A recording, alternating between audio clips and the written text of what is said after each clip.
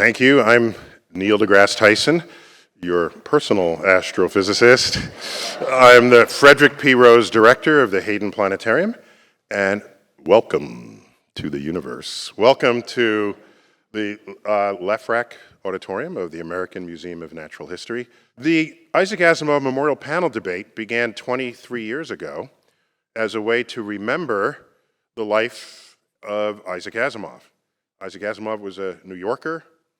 Much of the research that went into his 600 books was conducted here in this institution, in our research library, in the astrophysics library, at the time co-located with the planetarium. And so he's a kind of a native son of this institution. And rather than create a memorial or an exhibit, we wanted to create something that was alive. And so why not create a series that explored science topics that he would have explored and he would have been enchanted by as the moving frontier of science continues. So this is officially titled the Isaac Asimov Memorial Panel Debate. The word debate is in that title, but it's not, don't think of it as a normal debate, point, counterpoint, vote at the end. No, it's a conversation on the frontier of a subject about which there's only moderate agreement, which is the same thing as saying about which there is a lot of disagreement. But it's not, so every year we gather people on a topic that needs some airing. And the way we run it is, we have a conversation on stage and you're eavesdropping on it. That's how this works. We're not presenting, there's no slides, no one is going to be showcasing, it's just, we're having a conversation and you're going to watch. And lastly, I'd like to warmly thank the estate and the family of Isaac Asimov. Some members of that family are represented here this evening. I just want to publicly thank them.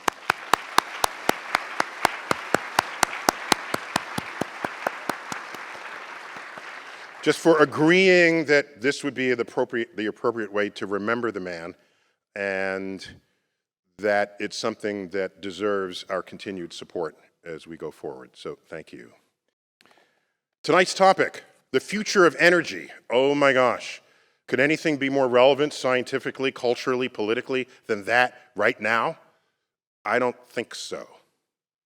We have 5 panelists that have very specific expertise in this arena.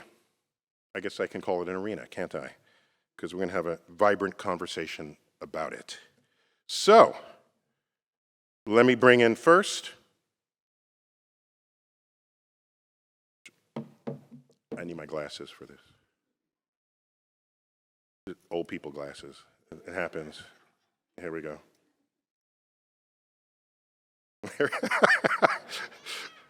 Let me first bring out David Wallace Wells. David, come on out here. David.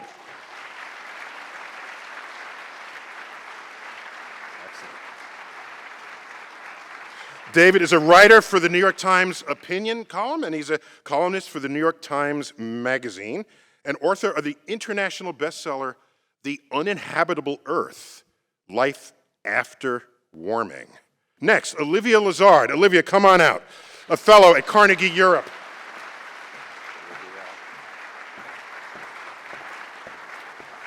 A fellow at Carnegie Europe, focusing on the geopolitics of climate change and ecological transitions. And her research focuses on identifying, managing, and reconciling tensions between decarbonization and regeneration. This is something hardly anybody talks about. So thank you, Olivia, for coming from Europe for this event. Thank you for squeezing that into your calendar. Thank you. Yes. Next up, oh my gosh, the Deputy Assistant Secretary for Energy Transformation at the U.S. Department of State, Anna Spitzberg. Anna, come on out.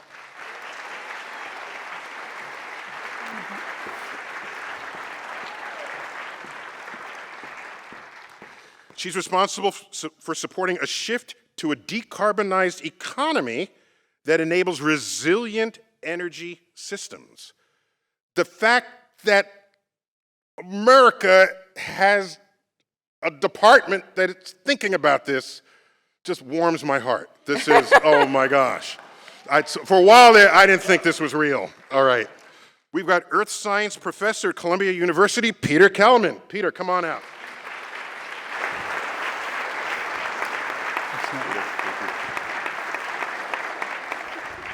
Peter has expertise in something, who would have thought you would need it, ever? He works to design and engineer methods that emulate spontaneous, natural processes to achieve CO2 removal from the air, permanently storing it back in the earth. Oh my gosh. Okay, we're going to get into that some more. Peter Kellerman. And finally, we have, oh my gosh, we've got a plasma physicist from the Lawrence Livermore National Lab, Tammy Ma. Tammy, come on out. Thank you.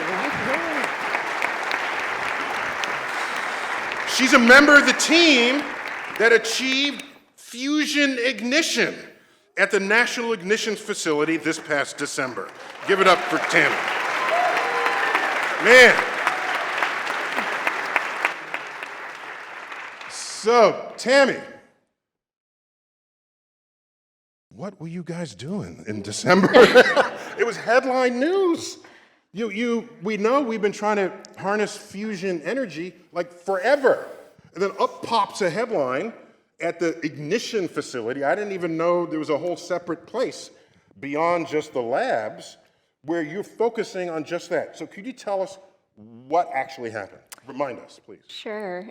So last December, for the first time, we demonstrated in the lab more energy out of a fusion reaction than was put in. This is the holy grail of fusion, what we call energy gain. And we did this using the National Ignition Facility. It is the world's largest, most energetic laser, 192 of them that shine on a fuel pellet of deuterium and tritium. They are isotopes of hydrogen. If you get them to high enough density, hot enough, held together for a long enough time, you get those fusion reactions going.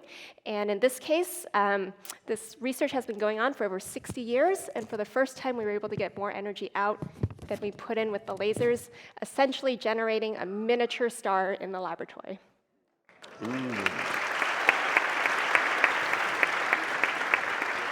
We had one of your coworkers on my podcast, and he told us what temperature you reached. What temperature did you reach in there? 100 million degrees Celsius. Okay, just to make it clear, the center of the sun is only like 10 million degrees. So you were more badass than the sun. We were the hottest place in the solar system. All right, we're coming back to you for sure. Peter, lately you've been trying to sequester CO2. That's a good, admirable thing. But as a geologist, most of you, I don't think the public knows that many of you were sustained on payroll by the US government to look for mineral resources that the government could exploit economically. Well, I don't know that the U.S. government has ever paid me, but I did. Okay. But I did that as a consultant for a dozen years. Yeah. And so you have an acute awareness of the distribution of minerals around the world. Yeah, I mean, I teach a class on Earth resources, and students take it because they're very concerned about shortages and things like that. And so presumably that list of, call them resources, minerals, the ones we care about most can change from one decade to the next, depending on the needs of our culture, or especially our technology. Yeah, very much so. And I think probably a lot of people here have read the New York Times over the past year or so and seen a real focus on the sorts of things that are needed for the clean energy transition, where that would be the ingredients that go into lithium-ion batteries. And, I guess lithium is one of those ingredients. well, lithium is, but I am ashamed to tell you, I never stopped to think what else is in there. We could talk a little bit about that, but so, and also rare earth elements. But let's talk about the battery ingredients. The things that are prized in the automotive industry in the wealthy world are nickel and cobalt. And so the New York Times has had a lot of really good coverage of cobalt resources coming from the Congo.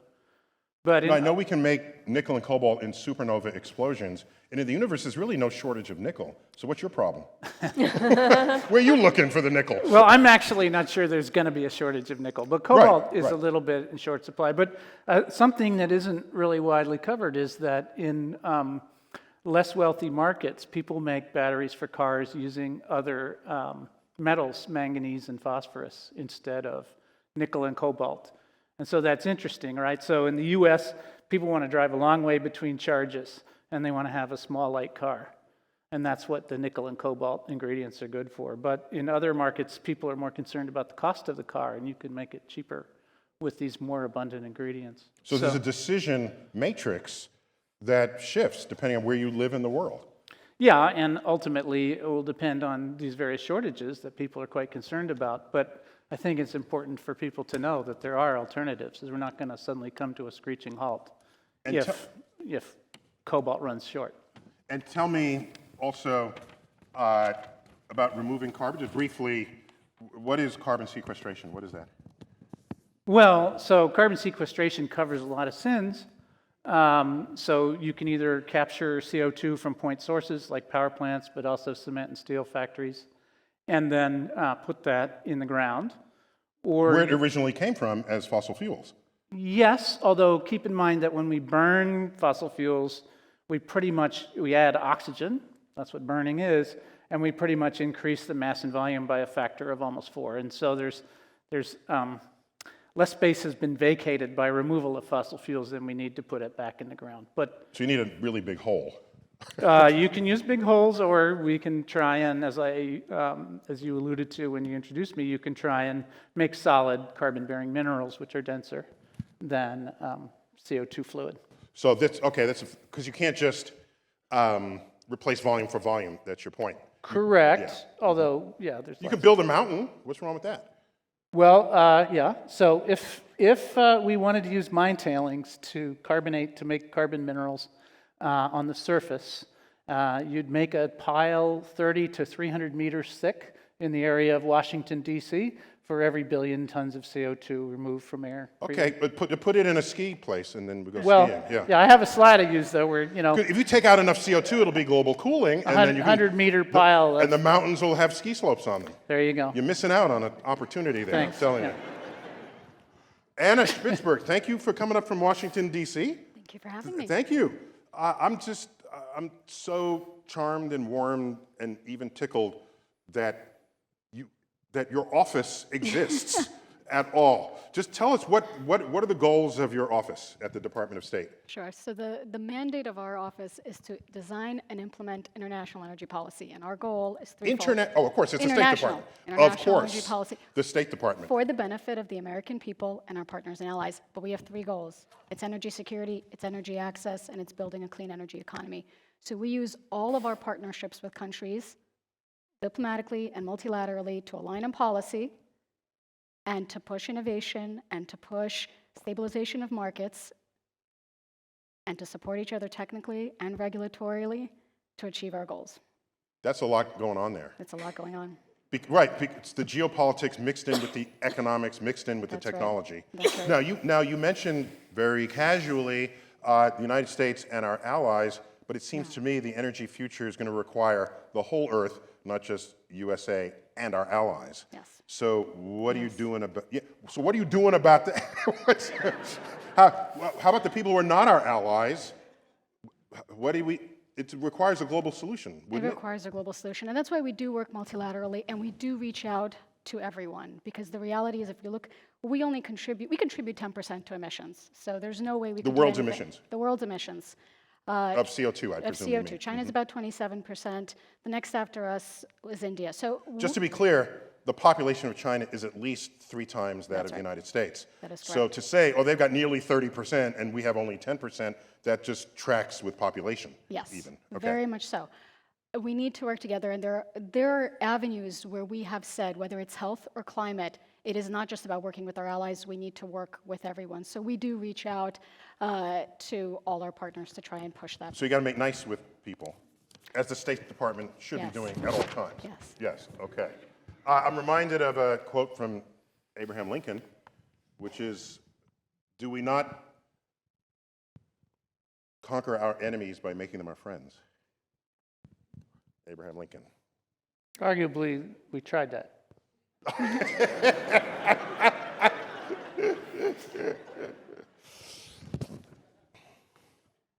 Olivia, again, Neil. thanks for making this trip. My I can pleasure. come over here. Yes, thank you. Yeah. So you study things that people might overlook in their zeal and enthusiasm when they decarbonize. So from what you've just heard or from what you otherwise know, we all want an electric car and drive, 300 miles, yeah. But presumably, to manufacture the car itself had a carbon footprint. And there's a carbon footprint practically everywhere. So do we have blind spots right now? Are we delusional as we march forward, thinking we're doing the right thing and maybe not? We do, and we have many. Too many to list on this stage, but I'll try to be as quick as possible. But before I do, I'll say this as a disclaimer. Decarbonization needs to happen. We only need to look at, the synthesis report of the IPCC yesterday. Yesterday? Oh, wow, I missed that. Yeah. Okay. So what did it say? It's Is essentially. it just bad? Just don't tell us. It is very bad. It's bad. It's still hanging on to You these must have read threads that of hope. on the airplane coming from Europe. Yes, I did. Okay. Thank you. Thank you for staying on top of it for this. I missed it. Go on. Yeah. But there is essentially a number of different things that we need to take care of in our efforts to decarbonize. And we followed a very sort of linear type of thinking, trying to say, well, CO2 is a problem, so we need to solve the CO2 problem. So we When you need say to we, you mean decarbonize. society Everybody. is very linear thinkers. Exactly. Yes. And we won't get into the history of that, but it's what we need to do.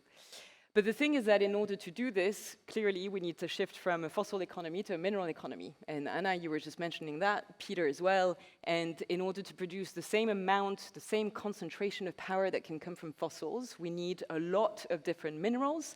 And in order to decarbonize a lot of really energy-intensive economies, we need a lot of different minerals that are scattered all around the place. So you said in the earth. concentration of power. So in the world of physics, we would call that energy density. That's the Exactly. same thing? Yeah. So how much energy fits in a pint of liquid? And a half liter of liquid. Talk European to me, please. The French invented the metric system, so out of respect, and she's from France.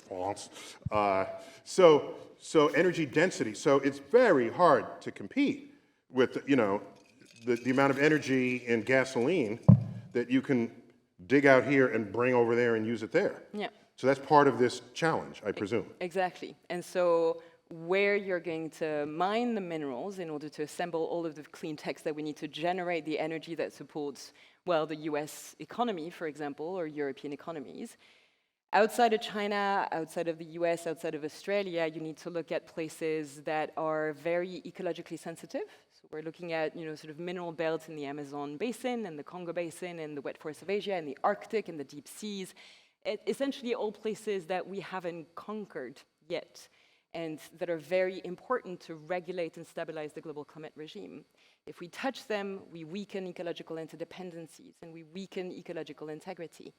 Not only that, a lot of the places where we find those You're bumming me minerals- out. I just want you to know. We'll get to the Man, good part okay. afterwards. Oh, this is good. Okay, thank you for telling me that. We're working Give on me it, something right? to look forward to tonight. Yeah. But there's a stacking up of different risks. Another one is that the places where we find essentially those different minerals are very climate vulnerable, and mining is very resource intensive, and has an impact on water, has an impact on soil, which are really The important. groundwater below, the aquifer, Exactly. this sort of thing. Absolutely, but also on the hydrological cycle, the transformation of water from liquid to gas and back into liquid, which helps to regulate some of the local temperatures and local ecosystems. So if we touch those ecosystems and if we don't gear innovation towards how to regulate material use and material consumption, then we're essentially maintaining business as usual economies that will plunder the planet on our way to saving the climate, and that will have very large effects also in terms of systems rivalries at geopolitical levels, But also, and this is one of the last things that, I mean, there are many more, but another risk to take into account is that a lot of places where we go and mine tend to rate fairly high scores on fragility and corruption issues. Two different aspects that are very co-optable. Well, a high score on a corruption scale is a bad thing. Yes. It's okay. It's not going to They have win high you a very scores good in prize. corruption. Okay. But Just again, trying to make sure. it may also depend on the geopolitical offer. But the thing is that within a systems rivalry sort of constellation, corruption can be co-optable. And that will have very severe impacts on environmental safeguards, on governance, on social safeguards that need to be really controlled and sort of strengthened in order to transition not just fast, but smart as well, and for the global good. Okay. Promise you have some good to say later. Promise. Yeah. Okay. Thank you. David, as the only journalist among us, in fact, the very first journalist we've ever had in this panel, just to put a little pressure on you, we brought you on because you've written about all of this, and so you have a broad view, as any good journalist should, to be able to sort of stitch together places where people can think where they might not have thought it natural to think that way. So I just want to congratulate you on the success of that book, which, as I understand, was based on a highly controversial, widely distributed article you wrote for New York Magazine. Was that right? Yep. Yeah. So what are your reflections on this when you look at the balance of what it is people want to do? Yeah, we want to go to solar, right? But not everybody has sunlight, and the sun isn't up 24 hours. And so that has some drawbacks. And everything seems to have a drawback. Have you been able to reconcile all of that into some coherent narrative? There are challenges. I mean, the transition is going to be difficult. It will impose some costs on ecological well-being. There'll probably be some social and political costs along the way too. But when I look at the big picture, I just see the logic is very, very clear that the system that we are living with now, and which we've been living with in the US for, depending on how you want to count, a century or two, in other parts of the world for less time, is doing much, much more damage. And that the logic is really, really clear that we need to move from that system to a new system. We need to design the new one in a healthy way. But when we're talking about fossil fuel pollution killing millions of people every year, killing hundreds of thousands of Americans every year, that's a catastrophic, immediate cost that we're paying right now for the privilege of living with the status quo, which we also know is heating the planet beyond the envelope of temperatures that have enclosed all of human history. We are already warmer than the planet has ever been whenever humans were around to walk on it, which means that everything we have ever known as civilization is the result of climate conditions we've already left behind. So we're in the middle of an experiment right now. And yeah, we kind of have to get it right. All right, and now you talk about systems, and there's a lot in that word. You're talking about the endemic structure of what we today call civilization needs a major shift. That you can't just piecemeal throw in this solution and that and expect that to take us where we need to go. Yeah, we've been talking a little bit so far about cars and a little bit about solar, and those are really important. They're the sort of lowest hanging fruit. And they're the things that we know how to do right now. But actually, there are even bigger challenges in heavy industry. We don't have really good solutions for how to replace that power. We don't really know how to do agriculture in a more climate-friendly way. Infrastructure is also a challenge. So even the things that are like the easy parts of the solution are really quite hard and challenging. It really is a systemic, whole civilization-scale infrastructure rebuild that we need to do in order to make sure that we're not producing so much additional carbon that the planet's heating accelerates really quite dramatically and makes all the expectations that we've carried into the present about the way the future will be. We need to protect those expectations as opposed to discard them on the way to a much harsher future. You're bumming me out more than Olivia did. Tammy, if your fusion works, we solved all problems. Is there the people who fear nuclear energy? I saw a bumper sticker once that said, "No nukes," and the O in the no was the sun. And I thought, do they know how the sun makes energy? Can we like complete that story here? But if what you do works, it's unlimited age. So is there any like radioactive backlash on this? Is there a danger that people fear for what you're doing? Yes, so fusion is clean, right? In the process of fusing deuterium, tritium, which are hydrogen, you generate helium and energy, neutrons. And so we know helium's safe, right? You can suck a helium balloon and have a little fun, and no damage. Unless that's all you breathe and then you die. Yeah, okay. Yes, okay. in limited amounts. So the helium is not what would have killed you, it's the absence of oxygen that would have killed you. Okay, so helium is a byproduct. The Macy's Thanksgiving Parade will love you for that. Exactly, yes. yeah. Okay. And so we say it's clean, right? There's no carbon anywhere in the reaction. We say it is nearly limitless because deuterium is naturally occurring in seawater, and tritium we know how to breed. It couldn't help meet baseload power. We envision fusion power plants to be able to replace gigawatt-scale coal power plants. And there's no high-level nuclear waste, which is what you're referring to, Neil. We do generate energetic particles and small amounts of low-level radiation, but it's different from fission, which is the other nuclear, the bad nuclear. But it's actually not bad, but we'll get back into that later. So you generate good radiation. We generate radiation that decays quickly. Okay. And so there's no long-lived waste that you have to bury and wait thousands of years for it to decay. But just to jump in about the bad nuclear for a second, more people die every day from the air pollution from the burning of fossil fuels than have ever died in all of the accidents from all of the Okay, nuclear David, power ever produced that- in history.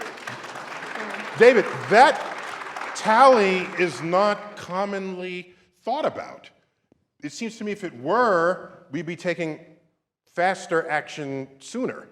So I think what you've done there is you look at the air quality, especially where you have power plants and things, and now we're not just talking about CO2, we're just talking about regular old-fashioned pollution that we all grew up with here in New York with smokestacks and that sort of thing. I'm old enough, because I'm an old fart here, that coming home from school, I had to brush ash off my shoulder that settled from smokestacks from apartment buildings burning their trash.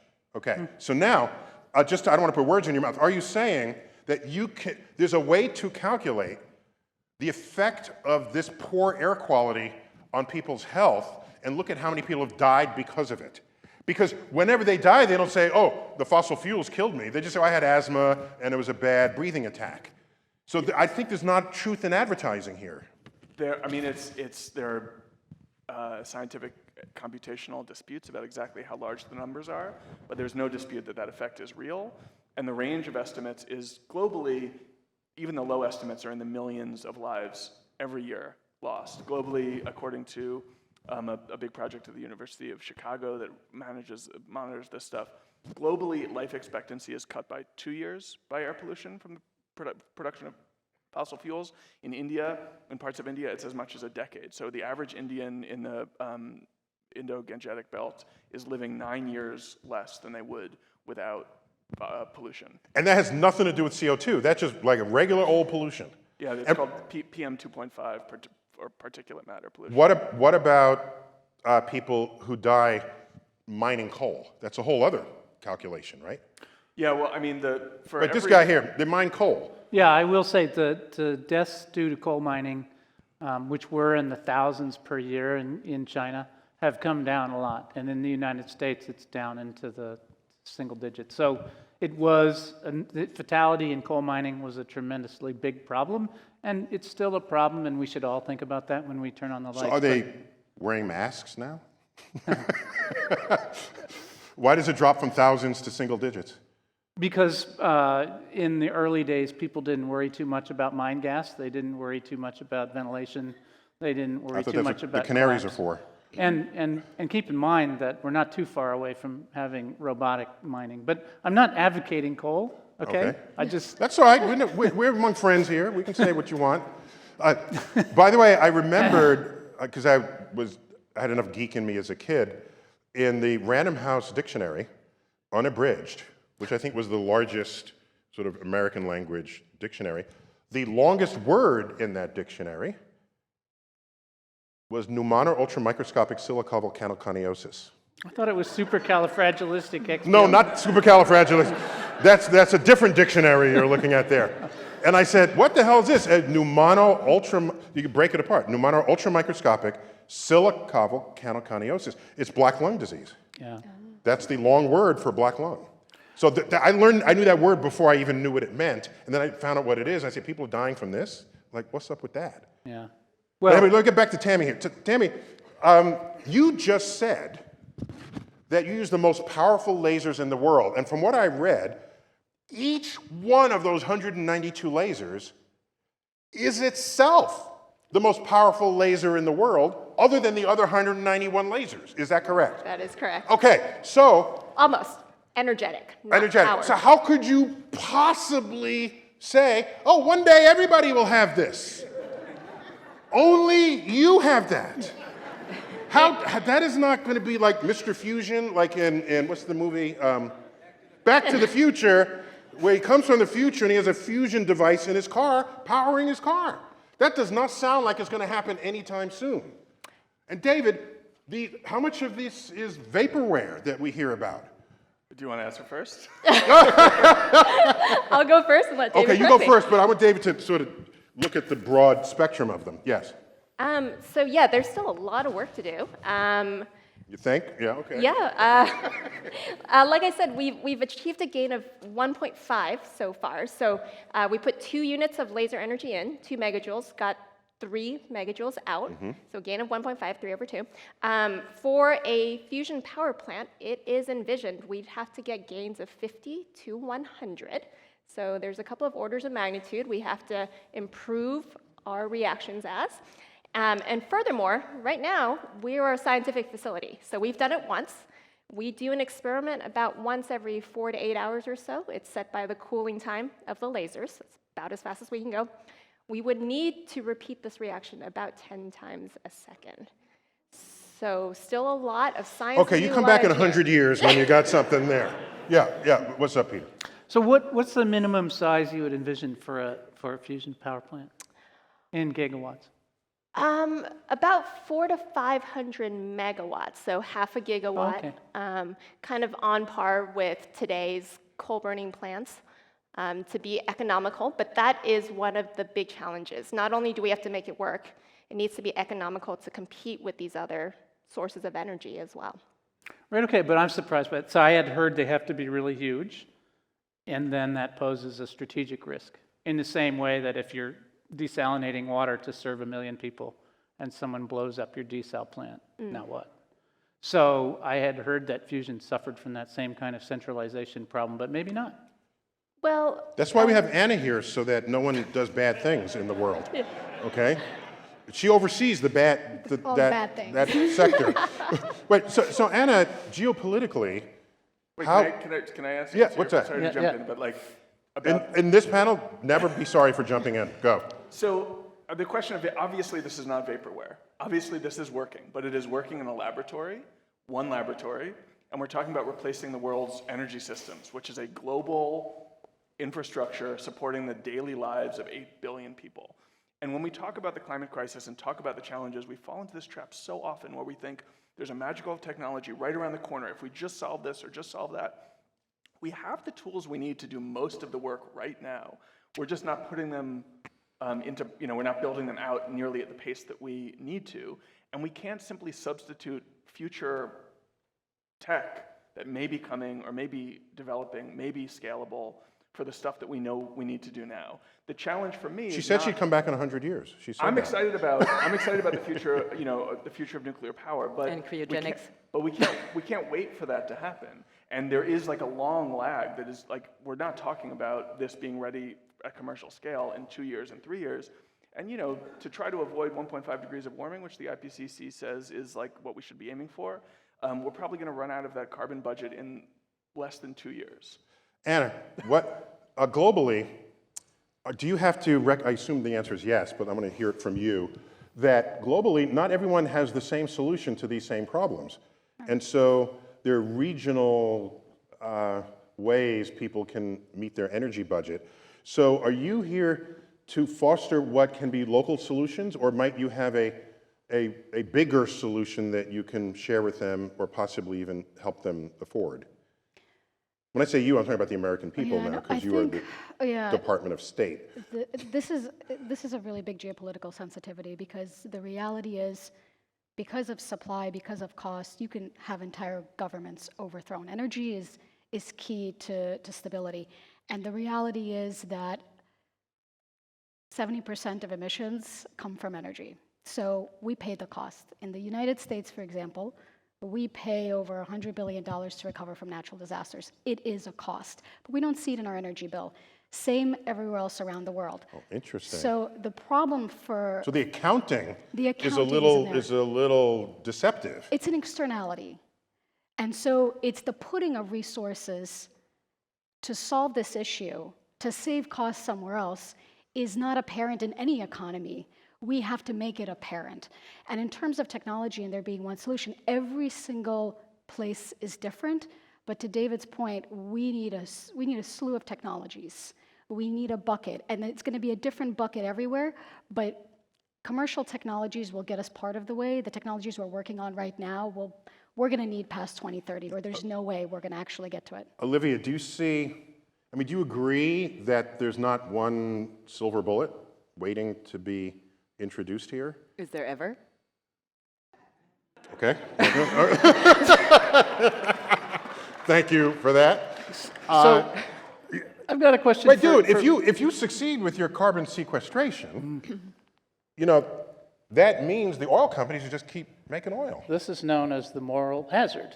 The moral hazard. Yes. So is taking CO2 out of the air just facilitating the bad guys to keep on doing bad stuff? But then they're not bad anymore because they're not destroying. Good point. But frankly, let's talk about, so right now, the IPCC and other people say that by 2050, we have to be removing 10 billion tons of CO2 from air every year.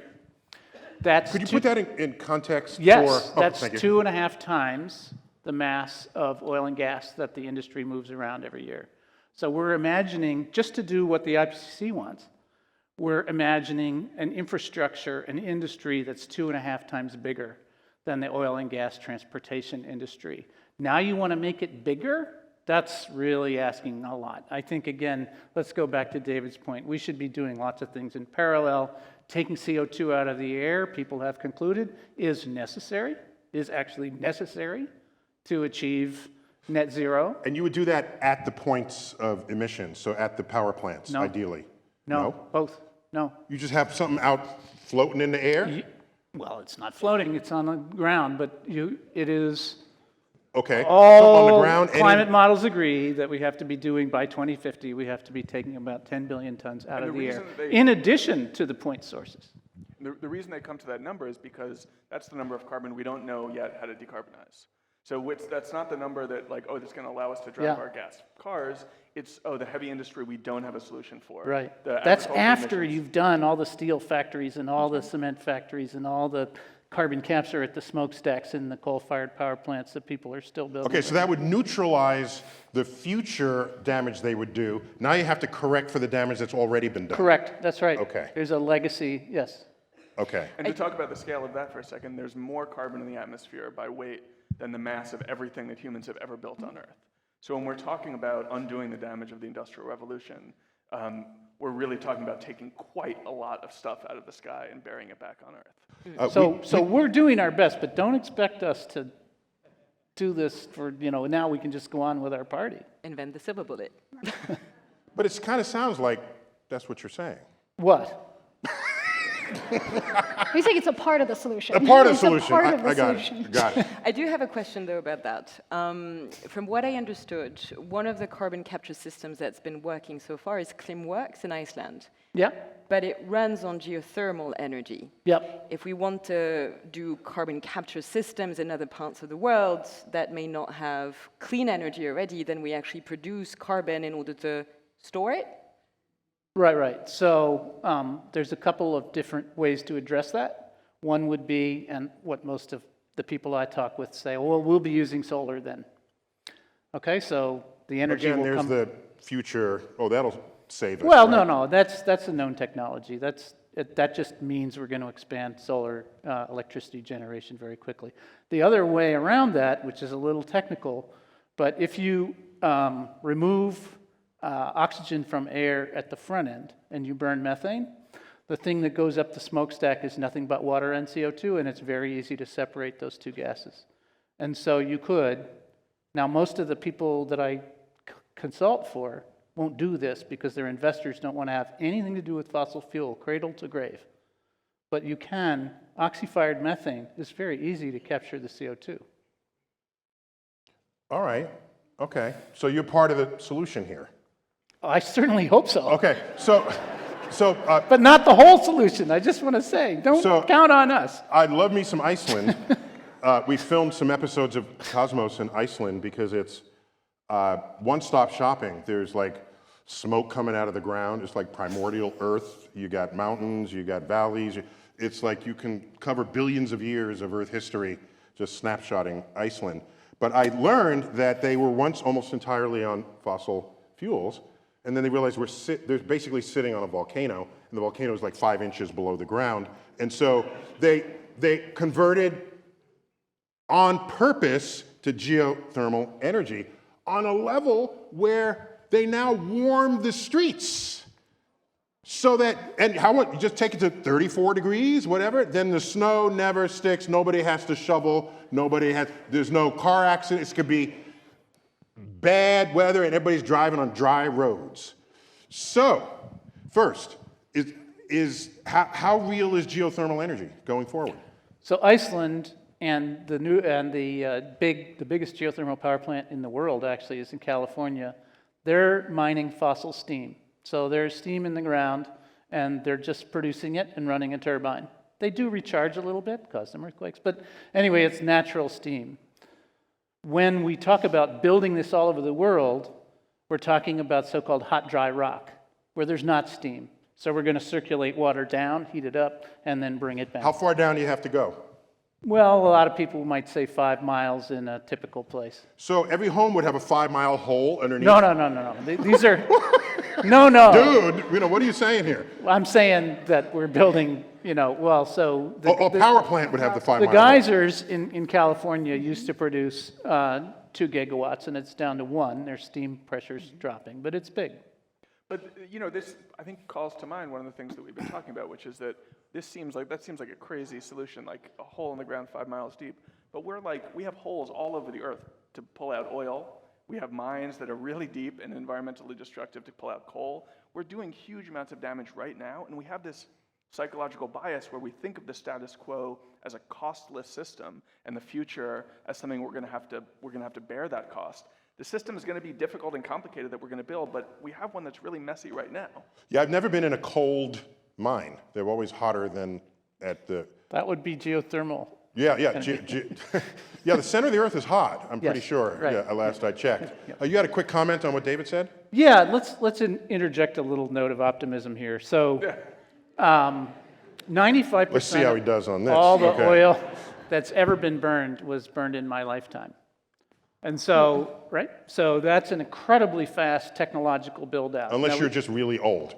Yeah, okay. I'm pretty old, but the population of the Earth has almost tripled in my life.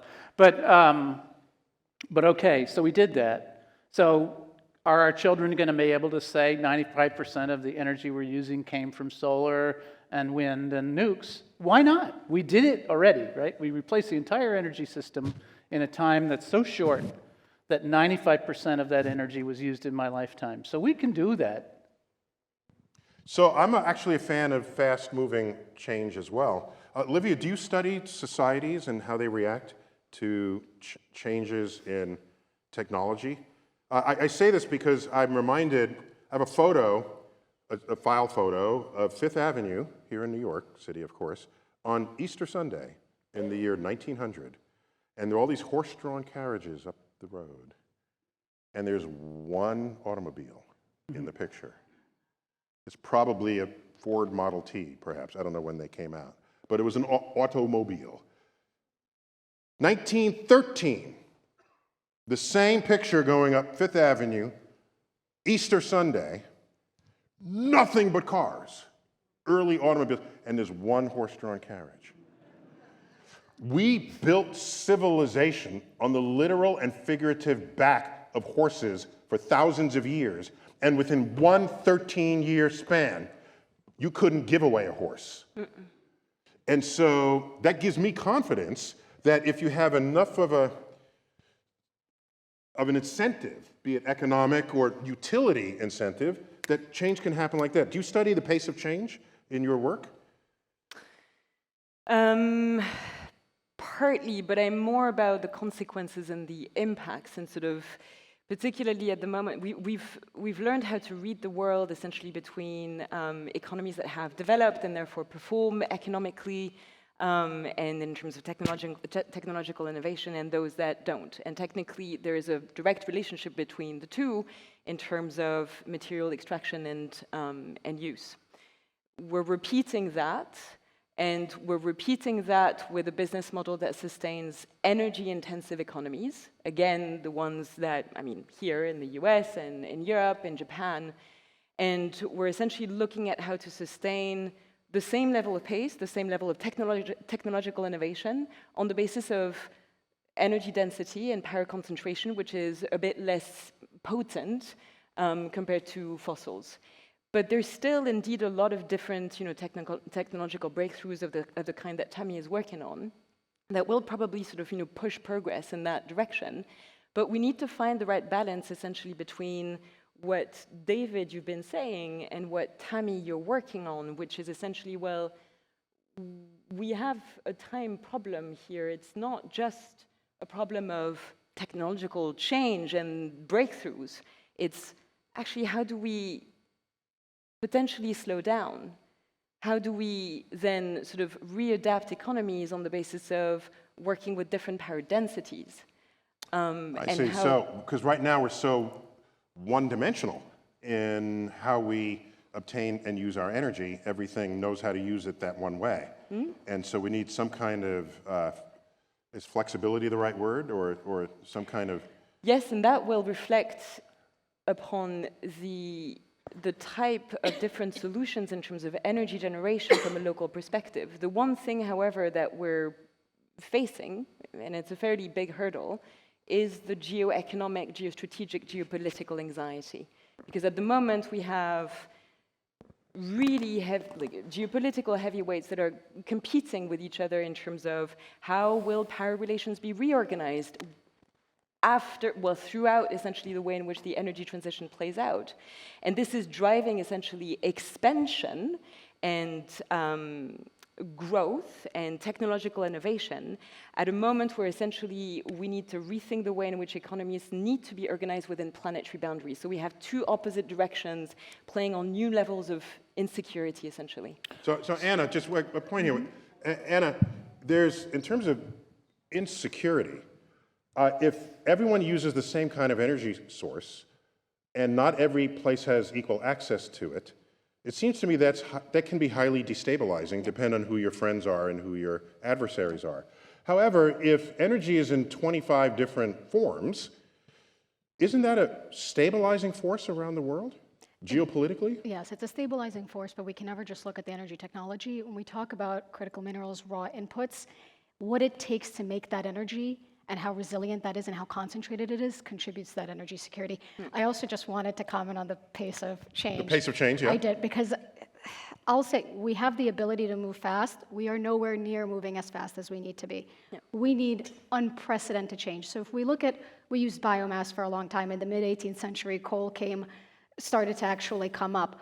First oil well was drilled in 1859. It didn't make headway until oil didn't at least become the primary energy source for another 100 years, and still, coal is the primary... It started in Peter's lifetime. It's Peter's lifetime. 1890, right, that's when we've used 90%. Well, from the 100 years from 1859. But coal is still the primary electricity source, and the 80% of our primary energy use comes from fossil fuels today. That's despite all of the advancements we've made. Why? Because most of the advancements we've made are in the electricity sector, which accounts for less than a third of our energy use. If we don't tackle those hard-to-abate sectors and we push money and innovation in a way we've never done before, we're in trouble. And I'll point back to the 8 billion people number. We added 1 billion people in the last 12 years. We added 12.5% of the population in the last 12 years. So we need to completely change our entire energy system for today that is also vastly growing in demand. It's actually 14%, because it's 1 billion on 7 billion. When does a That'd billion? be on 7 14%. You're right. Yeah. You're right. Yeah. It's also interesting That's to think about the energy. So you said 80% of the world's energy comes from fossil fuels still, and that's been pretty steady because what we've done basically to this point, all of the energy revolution, all the energy we've put behind the energy revolution over the last generation or two, and even the incredibly rapid decline in the price of renewables, which is astonishing, and the incredible rollout that we're engaging in right now, all that we've really done has just been to supplement the system that we had before. We haven't yet gotten to a point where it's comfortable or manageable to actually retire the use of fossil fuels. We're just adding the new stuff on top. And if we're hoping to ever stabilize the planet's temperature at any level, we actually need to stop burning all of that fossil fuel. Anna's going to fix that. She told us that. Right. So Anna, do you have sight lines to entrepreneurs, to people who might do something in their garage that, I mean, is that still possible? Or do we need a gajillion watt laser to make the energy? No, there's I just made up that number. That's not a real number, gajillion, but yeah. There's innovation across the board. It's the reason our Department of Energy, our Loan Programs Office, they partner with small businesses. The State Department does a significant amount of commercial advocacy. It is because innovation is happening everywhere, and we need to promote it. We need to also be realistic about what it is, and it can't just be a random project somewhere. But it might be. It might be, but that's the thing, it might be. And We got 8 billion brains going right now. 8 billion That's more brains that can solve problems. You complaining like there's an extra billion. I wasn't complaining. I'm liking the like extra people. brain power.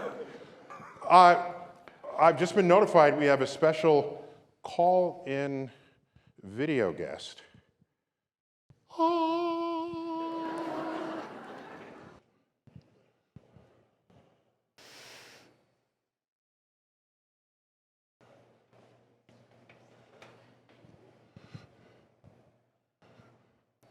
He's somewhere in space. Our video guest this evening, if we can get the signal to work. Are we good here? Let's try it. There he goes! Jamie Hyneman of the Ghostbusters, Mythbusters. Jamie, welcome to the Asimov debate. We've been talking about the future of energy and innovation, what role innovation might play. Is it big corporations? Is it someone in their garage? And you popped me an email a few weeks ago saying, yeah, I'm working on this thing, what can you say, blah, blah, blah. And I'm putting you in the Asimov debate. Tell us what you've been cooking up in your spare time now that you are no longer making Mythbusters.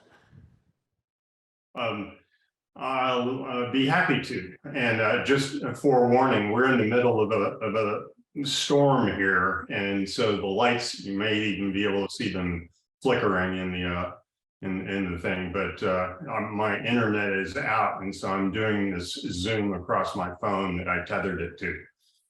But anyway, I and my associates have designed a geothermal energy system that will potentially be able to provide over half the world's electrical power needs within a few decades if we get the support we need. This is possible largely because of a couple of new technologies that only became available in the last few years. The first is a non-contact type of drilling that uses heat to spall and flake off rock, hard rock, and it can get down to the 5 to 10 kilometer zone where the temperature is about 300 C. Now, a borehole like that into the hard rock that's down there is exponentially more expensive if you use normal rotary drilling. But drilling down there with non-contact drills is linear as far as the cost, and it can be done in a small fraction of the time and cost. So, we know that this actually works, and it's just a matter of bringing it to the point that it's routine and reliable. At 300 C, you can, in theory, generate enough power to run a turbine-driven generator that would compete with a coal-powered plant. but with no fuel or emissions. The problem is that rock doesn't conduct heat quickly enough for that. And that brings me to the second innovation that we're dealing with here, which is that we've designed a closed loop heat exchange process to deal with the fact that rock doesn't conduct heat as well as we need. And the fact that this is a closed loop heat exchange is different than a lot of the attempts that have been done before that pump water down there. We don't use water, it's a closed system, and there's no toxic chemicals or anything like that. So the previous attempts, they use a lot of water and have proven not to be reliable. Now, we've done the math and simulations and are in the process of setting up the empirical tests of the approach.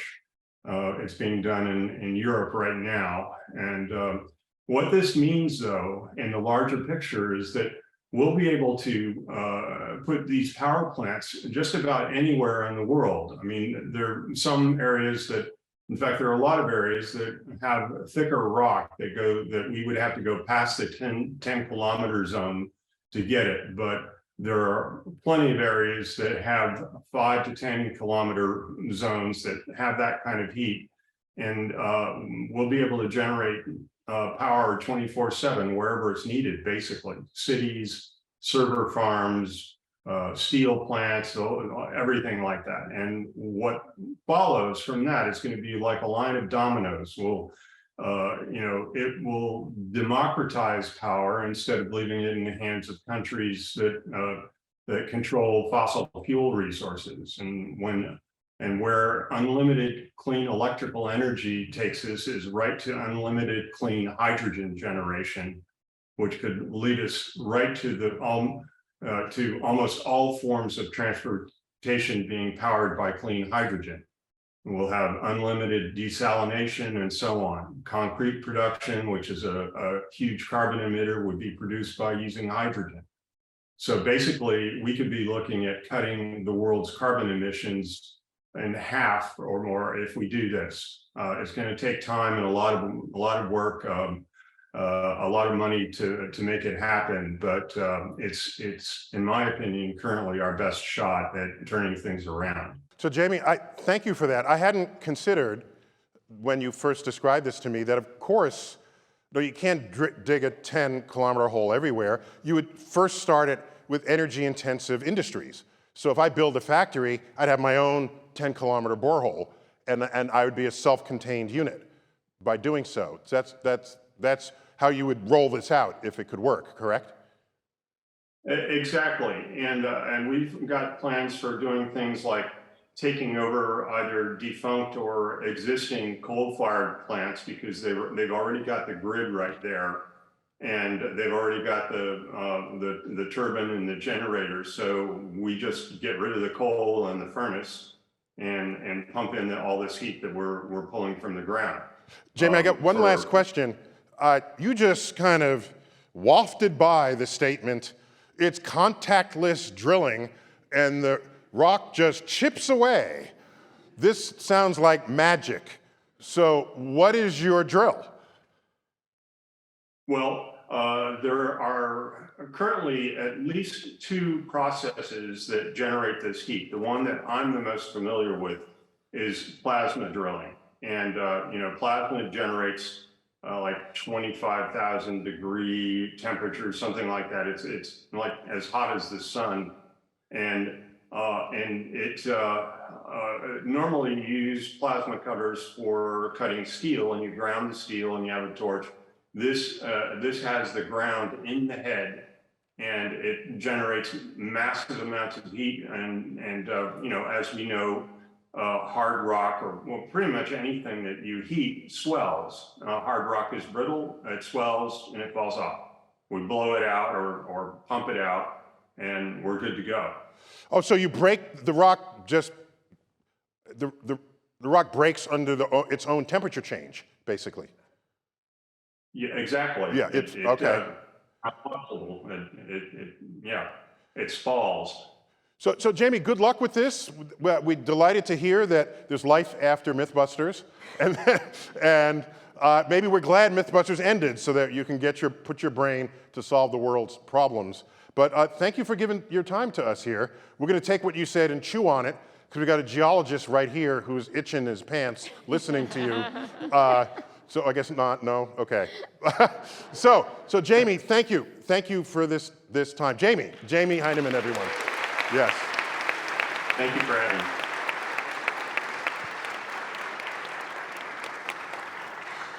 So Tammy, you're doing the wrong thing with your plasma, apparently. Apparently, yeah. So have you seen plasma? By the way, just for clear, when he said 25,000 degrees, the temperature of the sun, that's the temperature of the sun's surface. Okay? So that's what he was referring to. Earlier, we were talking about the core of the sun. Does that feel like something that could work?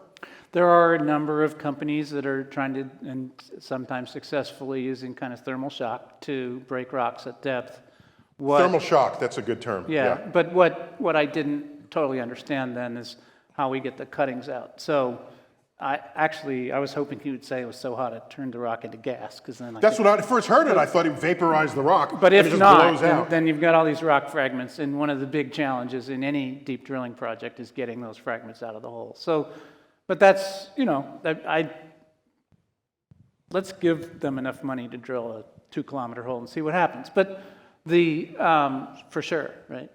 But the other thing that I really didn't understand, that's been the Achilles heel of hot, dry rock, is that they frack. Sorry, bad word. But so you drill a hole. Frack is fracking. Yeah, right.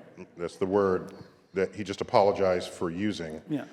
Okay. One of those words. But anyway, typically they drill a hole, they create a fracture network, and then they drill another hole, and they circulate water through that system. The problem has been that there's almost always one crack that's bigger than the others, and it gets all the flow. It's like a short circuit, and you mine all the heat out of the rock around that crack, and then 10 years before you thought you were going to be done, that it stops, because you can't access the rest of the rock volume. So when, I'm sorry, he's a celebrity, but I forgot his name. Jamie Heinemann, yeah. When Jamie says they're going to have a closed loop, I'm like, how are they going to move that around? How am I going to get to all the different parts of that hot rock volume? Okay, that sounds like an engineering problem to be solved by an engineer and possibly not by you. Very likely not by me. Okay. I'm just saying. I mean, any engineer delights in solving a problem that has limits placed upon it. In fact, the last thing you could do as engineers, they solve this, there are no limits. They won't know what to do. You say, you can't spend this much, you got to do it with this, in this mass, in that temperature, and they go to work. And out comes the ingenuity, and that's the foundation of civilization as we know it. Yes, sir. Okay. Do you have some money? I'd like to sell you some real estate.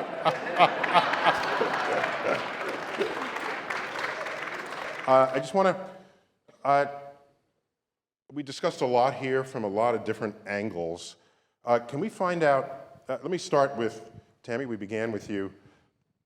Can you see 30 years ahead? Not 100, I was joking earlier, 100 is too much. Look back 100 years, what people were saying about the future, everything they got wrong, okay? So, and they often get 30 years wrong. So let's go on record so that we can be embarrassed in the year 2050 about what we predict.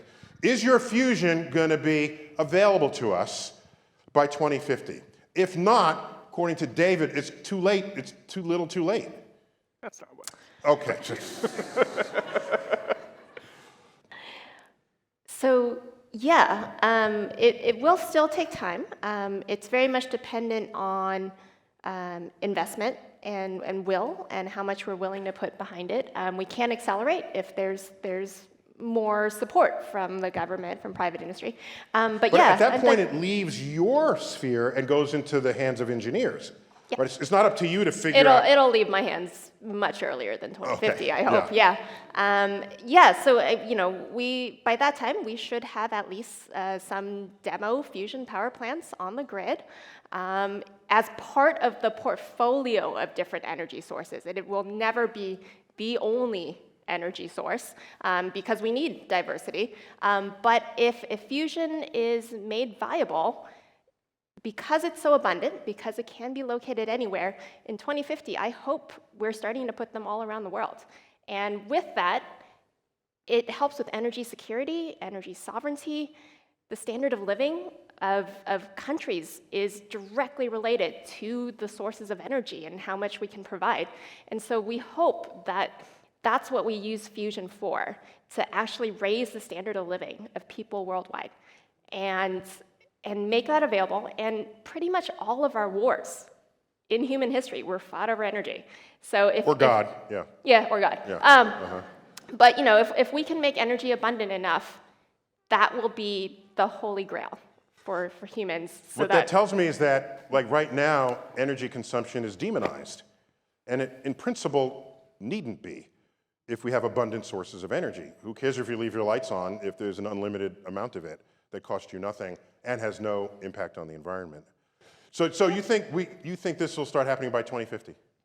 Yep, I Good. do. Good. Peter, how about you? Well, let's underline start happening. And I just want to make the point that energy consumption may be demonized in some groups, but that the average energy consumption per capita in the world, 2,500 watts per person, is the same level that was used in the United States in 1776. So no one who is above that level wants to go back there. Wait, hold on. And no one You're saying in 1776 we had the same per capita energy consumption? Correct. As the whole world does now. So no one Wait. who's below that level Hey, stop. Okay, so Ben Franklin, other than his kite experiments, was consuming 2,500 watts of power in a day. Watts, joules per second, sorry. That's power. Yeah, it is, but not in a day, just joules per second. Oh, just a rate. Thank you. Yeah. Okay, so that's the rate at which he's consuming power in all of his day's activities, and we're at the same level, even though we drive cars. The average person, globally, not versus we, Americans. not you and me.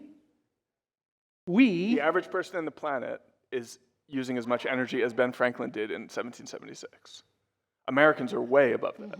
In fact, the 4 or 5 times more. The average American refrigerator produces as much carbon as the average resident of Nigeria. So let me finish. Okay, finish. Maybe So I'll understand when you're finished. Go. Nobody who's above that level wants to go down to it. No one who's below that level, and that's more than half the people in the world, wants to stop when they get there. Okay? So we can talk all we want to in this room, and we have the luxury to do so, about reducing growth and even reducing energy consumption per capita. But that is not the situation that is faced by the majority of people in the world. So 30 years from now, if all goes well, we will be using more than double the amount of energy we're using today. And in order to accomplish that, and I often tell Columbia students, we could sit around in some room in New York and talk until we're blue in the face about what should happen. But I'll tell you something, people in India and China, they don't really care that much what Columbia students think. So they're going to do what they're going to do. And okay, but let's have a positive view of 30 years from now.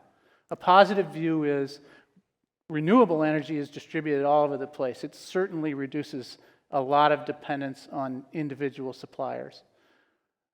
We are also going to need to remove CO2 from smokestacks and from the air, and that's going to be a huge industry that somebody has to pay for. I was talking to somebody at the reception. It'll cost a few percent of GDP globally, which seems like a lot, but that's how much we pay to take out the trash. That's basically what municipal waste management costs. So as soon as people think that putting greenhouse gases in the air is like throwing poop in the street, we got you covered. Did you say throwing poop in the street? Is that what you said? In the street. And until people think that, then we're going to have an awful hard time paying for it. So we can generate these technologies, but the political will has to be there. So, and then finally, there's going to be huge cities I mean, this is the happy story, okay? But I don't particularly like it, but I'm just saying, we've got 8 billion people, we're going to have 9 billion people. No one wants to see billions of people die in a short time. So this is where we are, and it's going to be kind of a science fiction planet in 2050 if we do everything we need to do. I like the point you made that you can't expect the whole world to say, let's just live on less energy. That's better. No one's going to want to do that. You need a way that they can have more energy and then be motivated to do whatever it takes to attain that. There's 1 billion people on the planet who still don't have access to electricity. They can't refrigerate, they don't have electric lights. Maybe it's 800 million. But I think, I mean, like, Well, it's not your turn yet. Okay, Okay. fine, but I'm still Anna, going to push back on we're that so- one. Oh! You push back. Anna, in 30 years, is kumbaya peace on the planet? Unlikely, but Oh! no, but and the reality is, I'm a big fan of the quote, all models are wrong, but some are useful. But almost all models do show that we're going to use at least 2.5 times more energy by 2050. I think we're going to be significantly more electrified. I think we're going to be using renewables at a greater scale. They're already the largest source of new additions. I think we're going to be using hydrogen in industry. I think we're going to be using CCUS. Nuclear is going to be used significantly more. I do think You'd be using hydrogen differently from how Tammy is. You're talking Yes. about you break the oxygen molecule, That's right. the water molecule apart, exactly. and then when it comes back together, it releases energy. Exactly. But that took energy to break it apart. That's right. So maybe you get the sun to do that, Exactly. then you transport the hydrogen, and then you've got a And you portable can, fuel source. right? You can do hydrogen. You can make hydrogen from anything, including nuclear. We call it pink hydrogen, green hydrogen. So I think hydrogen is going to be a part of the story. Fossil fuels probably will be as well, just a very low capacity utilization and hopefully abated. I think also we're going to be in a society that probably is more of a prosumer society. I think we're going to have a virtual power plant world. We already see virtual power plants, so we're not going to expect solar to be able to solve all our problems, but we're going to be able to match grid-connected power plants with distributed power plants with demand response from consumers, and they're going to be more active participants. It's a whole new infrastructure you're talking about here. Yeah, okay. So that's hopeful, a hopeful future for 2050. Yes, I hope so. Okay. Olivia, say what you say about Peter and then go on about your bad self. If everybody in the world were to behave like an average American, we would consume about 5 planets Worth of energy. of material Materials. consumption, Okay. which is driven. The more you consume energy, the more you're going to consume materials, and the more materials you consume, the more you produce scarcity, the more you're going to have to produce technological innovations in order to get out of your dilemma. Mm-hmm. So we're facing essentially a future, and I think it's very well represented on stage to a certain extent, which is, well, we have a business as usual logic, but we can't quite go about it forever, continuing and reproducing the same logic. And so I think that we have to be very, I'll say this, Peter, you were saying, once we reach a certain level of energy use, we don't want to come back down. In Europe, the average European consumes about, 2 planets worth of material consumption, right? Europeans don't want to move in the direction that Americans are at the moment. So there are already, some differences. We like consuming planets. This is America. It's just it's an economy that's been built essentially on great expenses and on the back of the fossil energy system, right? And on energy intensivity. And what we're doing at the moment is asking the planet to support energy intensive systems, even though technically it's a lot more complicated than just the CO2 problem. The CO2 problem emanates from material consumptions and natural resource consumptions and ecological interdependencies that are being depleted. So we need to see essentially the problem as a whole rather than trying to sort of answer a problem that will create more problems over time. And let's push through or push the dial on that logic. If we keep on stacking up on energy sources, as you were saying, David, in order to sustain more technological innovation, the next step is essentially going to be geoengineering, with the type of solutions that we're talking about today, such as solar radiation management, managing the planet, managing the way in which the sun heats the planet. This is going to I'm a big fan of geoengineering, just putting it out there, just saying. And there are different forms of it, and there's a lot of research. As far as I know, the consensus at the moment is essentially amongst scientists is that it's going to be bad. We just don't know how bad, because we don't control all the various factors that will go into that. Peter, you know what I want to do? I want to go up to the side of a volcano and tap it. We can tap kegs. Let's tap a volcano, take that energy out, drive the city to power the city that would otherwise be leveled by the lava that would come out of the volcano. That's geoengineering. That's brilliant. You want me to say something? So sure, I mean, that's geothermal Olivia, power. I interrupted you. Please continue. I think it's just, there are many different solutions in the mix. They're not just technology and energy oriented. We need to not just think about energy substitution. We need to think about transformation of energy use. And at that point, this is where we see essentially all these different local solutions that come into diversification of energy sources, but also different type of development pathways, including in some cases, understanding how to rein back certain massive economies within planetary boundaries. And there's a lot of research that needs to go into that, which is a lot less tapped into because we put a lot of emphasis on technological Will this happen by solutions. 2050? It's already happening. I mean, just to, anecdotally, in May, the European Parliament is calling a massive conference on this notion of what does economic growth look like within planetary boundaries. These conversations may not be happening here, but they are happening in other parts of the world. And technically, some economies that we tend to look at as being fairly underdeveloped or undeveloped as a whole have different models around how to move, how to develop, how to produce and things like this. And again, part of the problem is essentially this geopolitical and sort of systems rivalry issue that we need to get into and that we need to sort of get through in order to stop a competition which brings us to energy expansion and economic expansion at the expense, essentially, of planetary health. I'm delighted to hear that Europe is out in front on this. I'm reminded of a quote from Winston Churchill about Americans.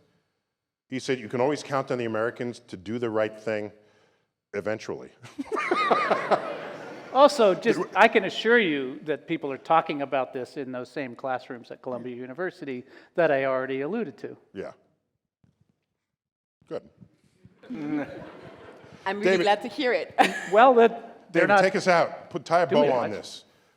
Well, I would just pull back. And your book was very apocalyptic, so I want you to tie a nice bow on this, okay? I was going to start with my book. I wrote my book, I finished the manuscript in the fall of 2018. I had never heard of Greta Thunberg then. Nobody in the world had. She was a lonely, friendless 15-year-old sitting outside the Swedish parliament by herself. We had not heard You're of talking about Greta Thunberg? Yeah. We had not heard of the Green New Deal. Alexandria Ocasio-Cortez had not been elected to Congress. Europe was not talking about the Green Deal. No leader anywhere in the world was talking about zeroing out carbon emissions, only cutting them. We were not talking about decarbonizing any of our economies within our own lifetimes. Now, 90% of the world's GDP is covered by net zero pledges, which have many holes in them and there are many problems, but as a marker of how far we have moved rhetorically, In 5 politically, years. socially, in less than 5 years, it is astonishing. And my book was looking at warming levels 2 degrees Celsius to 4 degrees, 4, 5 degrees Celsius, thinking that we were probably going to end up on the north end of that. That's what I thought. That's what really all scientists thought. That's what most energy modelers thought just a few years ago. Now the consensus is we're going to be on the low end of that.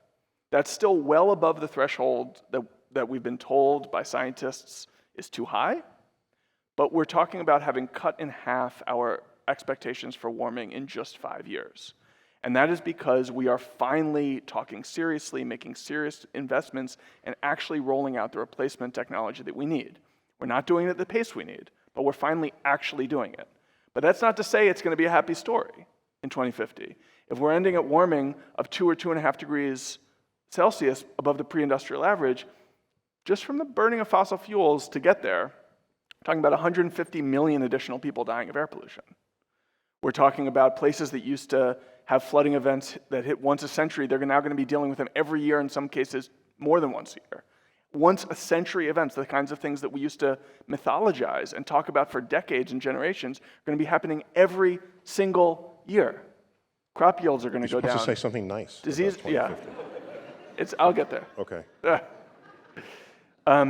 We are an adaptable, resilient species. We're showing that now, and how quickly we are finally waking up to this challenge. And I don't want to suggest that the climate transformations that are already in store are beyond our capacity to adapt. They are not. We can live in that future world. And in fact, I think probably most Americans or Europeans are going to be living relatively comfortably in that world of 2 degrees. But that's not 8 billion of us. That's under 1 billion. When we talk about the climate damages that are going to be visited on people in the developing world who are today, in Mali, the average person produces the same carbon emissions as a single British teapot does every year. These are not countries that are well prepared. I always knew the Britons drank too much tea. Yeah. I always knew. These are not countries that are well prepared today to deal with the challenges that they're going to face, and we're not doing nearly enough to help them in their transition. The challenge, especially across sub-Saharan Africa, but really all across the global south, is not that they can't build solar, they can't afford, solar power is more abundant in the global south than it is in the global north, and it's cheaper, it produces cheaper energy now in more than 90% of, where 90% of the world lives. So 90% of the world's population today lives in places where renewable energy would be cheaper than dirty energy. The problem is that it's expensive to develop it and build it out, and those political institutions there are not nearly as strong as they are elsewhere in the world, and the global north is not doing nearly enough to help those people both build out a more stable energy system for themselves, or to protect them against the ravages of warming that we know are going to come. That's why we have Anna here. She's going to solve this with this in the State Department. And we do work with countries on this. My truly optimistic hope is that the threat of climate change calls us into some sense of a common humanity and obligation to one another, so that in places like the US, we don't just say, oh, in China they're burning more carbon, or in places like Bangladesh, they don't say, but you guys did it first, now we get to do it. But we all understand the responsibility that we have towards one another, not just in this generation, but going forward. And personally, I do start to see that awakening now when I look at the global climate movement and the way that it's sort of circulated out through our broader body politic. We're not nearly there yet, but I think there is a kind of a phase shift going on in which we understand how much we owe each other and how much we need to do to protect ourselves and future generations all around the world. Beautiful, beautiful. Thank you for that. I'd like to end with just some reflections of my own, if I may, with the panel's permission. So I like what I've heard tonight. There's more there than I had previously imagined. So thank you for bringing that expertise to this stage. When I look at cars that can only drive on gasoline, that's an interesting fact to me, because if you instead have an electric car, and we said earlier that 80% of electricity is still produced by coal, so what good is that? And then you realize, of course, you don't care what the source of energy is in your wall plug, as long as energy comes out of your wall plug. So the power plant can dig the 10-kilometer hole, they can have solar panels, they could have hydroelectric, they can produce nukes, they can produce electricity any way the marketplace allows, and you still just get to plug your car into the wall. You don't have to change the engine of your car because the fuel changed. So the value of an electric economy, to me, seems manifestly obvious and necessary to allow the future that we're talking about. So there's that fact. But second, I foresee, here's my 2050 prediction, is that the sources of energy will be, yes, democratized, they'll be spread out, and all these sources of energy will now be competing with each other. Meanwhile, Tammy's working behind the scenes, and she pops out with nuclear fusion, and all of a sudden, we're set up to have that be our energy source, and it wins. And It wins. And so, in other words, we should be set up for any one of those different ways we're making energy to rise up above all the others and possibly be the primary energy source of the world going forward into the future. But we need an infrastructure that is neutral to the choice of what energy is feeding us. That way, it can all compete, it can move with the economy, up or down, in and out, and I think one of those will rise up, at most two. And I like the hole digging, that's good. I like the nukes, that's good. Solar panels, where you have sunlight, go for it. After that, I'm not a fan. Why you all look at me like that? That's scary. We're wondering why you didn't mention wind. Mention what? Wind. Oh, wind. Okay, Yeah, wind. Put that in there too. But if I have nukes right there, okay, I don't have to. We really prefer to just call it It's what? fusion energy. Okay.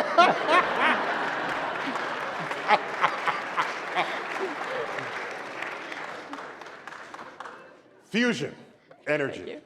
The energy of the stars, which brings us back full circle. This is an event we put on, sponsored by the Hayden Planetarium here at the American Museum of Natural History, and it's our effort to always get us all to keep looking up. Thank you all for coming tonight. Thank the panel. Oh my gosh. Tammy, Peter, Anna, Olivia, David.